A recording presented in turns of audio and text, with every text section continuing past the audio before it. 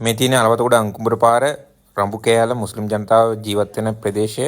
මෙතන පිරිස 50ක් පමණ අතුරුදහන් වෙලා තියෙනවා කියලා තමයි කියන්නේ.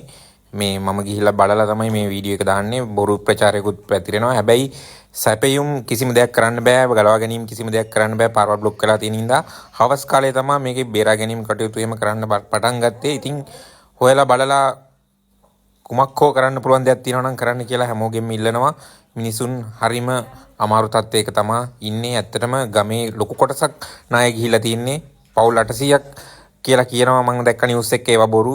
පවුල් 50ක් කියලාත් කියනවා. එපමණකුත් නෙවෙයි. පිරිස 50ක් පමණ තමයි මෙහෙම අතුරුදහන් වෙලා තියෙන්නේ.